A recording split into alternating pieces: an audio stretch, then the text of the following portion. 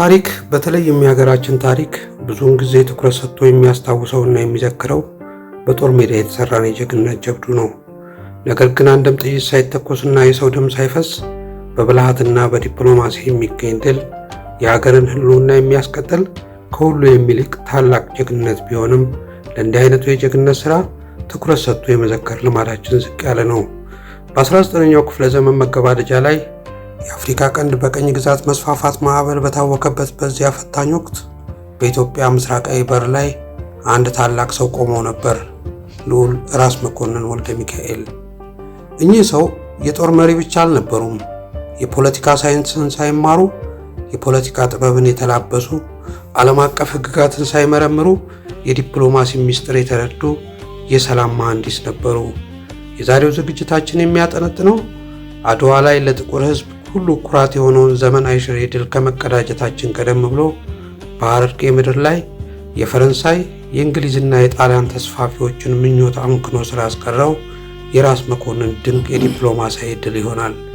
የታሪክ ምሁራን ከዘመናቸው የቀደሙ ዲፕሎማት የሚሏቸው የልዑል ራስ መኮንን ቀደምት የዲፕሎማሲ ታሪክ ምን እንደሚመስል ወደ ኋላ መለስ ብለን እንቃኘዋለን።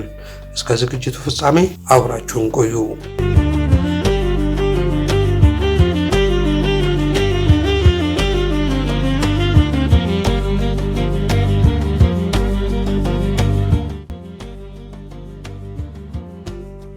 ታሪኩ የሚጀምረው በ1880ዎቹ ማብቂያ ላይ ነው። ሐረር የንግድ የባህልና የሃይማኖት መገናኛ ማዕከል በመሆኗ በዘመኑ ታላላቅ የሚባሉት የአውሮፓ ኃይሎች አይናቸውን የጣሉባት ወሳኝ ከተማ ነበረች። በስተ ምስራቅ በኩል የእንግሊዝ ሶማሌላንድ፣ በስተ ደቡብ ምስራቅ የፈረንሳይ ጅቡቲ፣ በሌላ በኩል ደግሞ የጣሊያን ይዞታዎች ከበዋታል።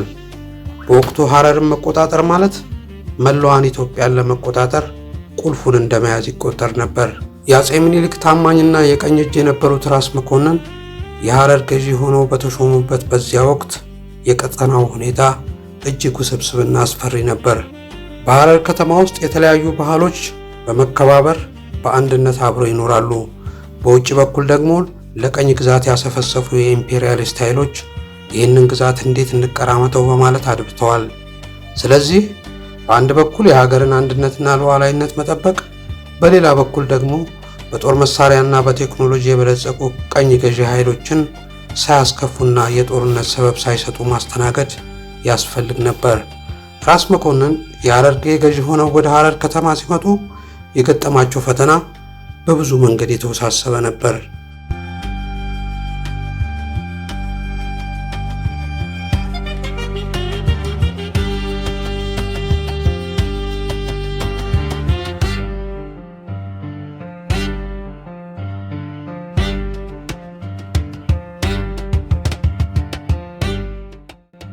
ጦርነት ቢነሳ ጉዳቱ ለሁሉም ወገን በተለይ ደግሞ ለኢትዮጵያ ከባድ እንደሚሆን የተረዱት ራስ መኮንን የመጀመሪያ ምርጫቸውን ሰላማዊና ዲፕሎማሲያዊ ብልሃት አደረጉ።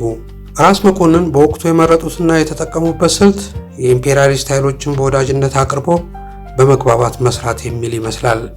የሀገራቱ ተወካዮችና ቆንስላዎች በሐረር ከተማ መስፈር ሲጀምሩ ራስ መኮንን በጥርጣሬና በቁጣ አልተቀበሏቸውም። ይልቁንም ዓለም አቀፍ ደረጃውን የጠበቀ ከፍተኛ ዲፕሎማሲያዊ አቀባበልና መስተንግዶ በማድረግ አስገረሟቸው። የታሪክ ድርሳናት እንደሚነግሩን ራስ መኮንን ፈረንሳይኛን ጨምሮ አንዳንድ የውጭ ቋንቋዎችን ይረዱና ይናገሩ ነበር። ይህ ደግሞ ከአውሮፓውያን ጋር በቀጥታ ለመግባባት ጥሩ ድልድይ ሆነላቸው። በአውሮፓውያኑ ዘንድ ራስ መኮንን ደግ፣ ጨዋና እጅግ አስተዋይ መሪ ተብለው ተገለጹ። ታዲያ ይህ አቀራረብ ጥበብ ታስቦበት የተደረገ ስልታዊ አካሄድ እንጂ ዝም ብሎ በዘፈቀደ የተፈጸመ አልነበረም።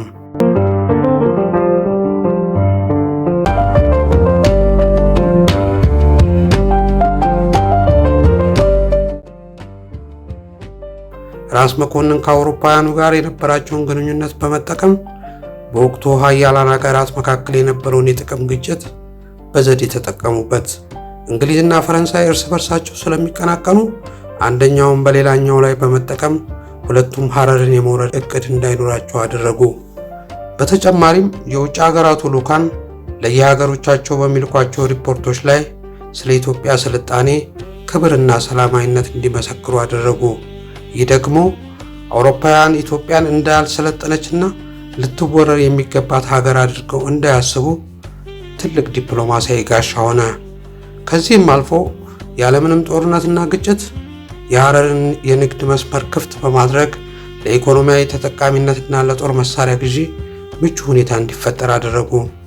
በዚህ አስደናቂ ብልሃት ሰራዊት ሳያዘምቱ ጥይት ሳይተኩሱ የአውሮፓን ታላላቅ ፖለቲከኞች በዲፕሎማሲ ጥበብ በመቅረብ ብቻ የሀገራቸውን ጥቅም ማስከበር ቻሉ። የራስ መኮንን ዲፕሎማሲያዊ ስኬት ከውጭ ኃይሎች ጋር በነበራቸው ግንኙነት ብቻ የተገደበ አልነበረም።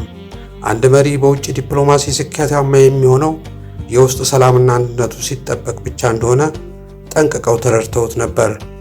ሐረር የሙስሊሙና የክርስቲያኑ ማህበረሰብ፣ የኦሮሞ፣ የሐረሪ፣ የአማራና የሶማሌ ብሔረሰቦች ተከባብረውና ተደጋግፈው የሚኖሩባት የሰላም ማዕከል ነበረች።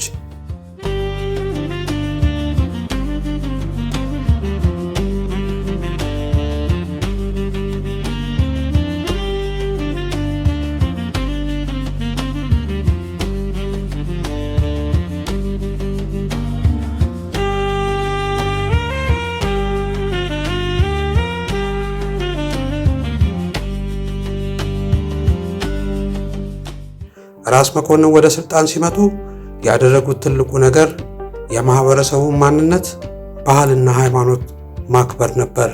ከማህበረሰብ መሪዎችና ከሃይማኖት አባቶች ጋር የቅርብ ምክክር ያደርጉም ነበር። ፍትሃዊ የአሰራር ስርዓትን በመዘርጋት የሁሉንም ወገኖች መብት በማክበርና በማስከበር የከተማውን ሕዝብ በአንድነት አሰለፉ። ያም ሆኖ የውጭ ኃይሎች በሐረር ማህበረሰብ መካከል ያለውን ልዩነት ተጠቅመው ከፋፍለህ ግዛ የሚለውን ስልታቸውን ለመጠቀም መሞከራቸው አልቀረም። ነገር ግን በራስ መኮንን አስተዋይነትና በህዝቡ አንድነት ምክንያት ሙከራቸው ሁሉ ሳይሳካላቸው ቀረ። ይህ የታሪክ ምዕራፍ ዛሬም ድረስ በሐረር ከተማ ውስጥ ለሚስተዋለው በአብሮነት ላይ የተመሰረተ ሰላምና ፍቅር ጠንካራ መሰረት የተጣለበት ነው ማለት ይቻላል። በውስጥ በመተማመን ላይ የተመሰረተ አንድነት ሲኖር የውጭ ተጽዕኖና ተንኮል መፈናፈኛ ያጣል። ራስ መኮንን ሐረርን የሰላምና የፍቅር ተምሳሌት በማድረግ የውጭ ኃይሎች ሳይወድ በግድ የከተማዋን ህዝብ በአብሮነት የተጋመደ አኗኗር አክብረው እንዲቀመጡ አደረጓቸው። አንዳንዶች ይህ በሐረር የተሰራው ዲፕሎማሲያዊ ሥራ ለኢትዮጵያ ምን ፈየደ የሚል ጥያቄ ሊያነሱ ይችላሉ። መልሱ ግልጽና የማያሻማ ነው። ይህ የራስ መኮንን የዲፕሎማሲና የሰላም ጥበብ ባይኖር ኖሮ ዛሬም ድረስ ኩራታችን የሆነው ታሪካዊ የአድዋ ድል የመገኘቱ ነገር አጠራጣሪ ይሆን ነበር። እንዴት ከተባለ ራስ መኮንን በሐረር በፈጠሩት ሰላማዊ ድባብና ባፈሩት የዲፕሎማሲ ወዳጅነት የተነሳ በጅቡቲ በኩል እጅግ ዘመናዊ የሆኑ የጦር መሳሪያዎች ወደ ሀገር ውስጥ እንዲገቡ ማድረግ ችለዋል። ጣሊያን ኢትዮጵያን በዲፕሎማሲው በኩል ለማግለል ያደረገችውን ጥረት ራስ መኮንን በአውሮፓ የነበራቸውን መልካም ስም በመጠቀም አክሽፈውታል። በመጨረሻም ጣሊያን በሰሜን በኩል ጦርነት በጀመረች ጊዜ ራስ መኮንን የሐረርን ደህንነት በጽኑ መሰረት ላይ ተክለው የሀገር ፍቅራቸውንና የጀግንነታቸውን ማህተም ለማሳረፍ ወደ አድዋ ዘመቱ። ነገር ግን ወደ ጦር ሜዳ ከመሄዳቸው በፊት በምስራቁ የሀገራችን ክፍል የተከፈተውን የዲፕሎማሲ ጦርነት በሚያስደምም ብልሃት በድል ተወጥተውት ነበር። ጦርነት ተነስቶ ሳይተኮስና የሰው ደም ሳይፈስ የውጭ ኃይሎችን በብልሃት መመለስ ማለት ይሄ ነው። ጠላትን ወዳጅ ማድረግ ባይቻል እንኳን እጅና እግሩን በዲፕሎማሲ አስሮ የከፋ ጥቃት እንዳያደርስ ማድረግ ትልቅ የፖለቲካ ጥበብ ነው። ክቡራን ተመልካቾች፣ የራስ መኮንን የሐረር ዲፕሎማሲያዊ ታሪክ በዓለም አቀፍ ግንኙነት የጥናት ታሪክ ውስጥ ትልቅ ቦታ ሊሰጠው የሚገባ ድንቅ ምዕራፍ ነው። ታላቅነትና ጀግንነት የሚለካው በምናፈሰው የሰው ደም ብቻ ሳይሆን በምናድነው የሰው ሕይወት ጭምር መሆኑን፣ እንዲሁም ደግሞ ጠንካራ መሪ ማለት ጦርነትን የሚናፍቅ ሳይሆን በብልሃትና በጥበብ ሀገሩን ከጦርነት የሚጠብቅ መሪ መሆኑን ራስ መኮንን በተግባር አሳይተውናል።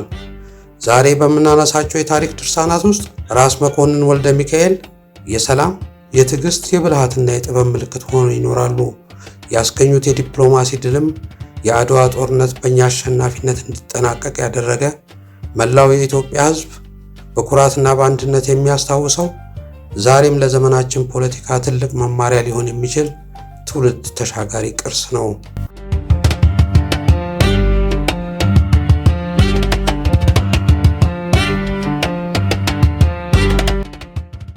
ታሪክን የምንመረምረው ያለፈውን ለማሞገስ ወይም ለማውገዝ ሳይሆን ካለፈው ጥበብን ተምረን የተሻለችና የተከበረች ሀገርን ለመገንባት በመሆኑ የራስ መኮንን የዲፕሎማሲ ብልሃት ሁልጊዜም በኩራት የሚታወስ የኢትዮጵያውያን የጋራ የጥበብ አሻራ ነው። ውድ ተመልካቾቻችን የዛሬው ዝግጅታችን ይህን ይመስላል። ዝግጅቱን ከወደዳችሁት ቻናሉን ሰብስክራይብ ማድረግ አትርሱ። በሌላ ዝግጅት እስክንገናኝ ሰላም ለሀገራችን፣ ሰላም ለእናንተ፣ ቸር ሰንብቱ።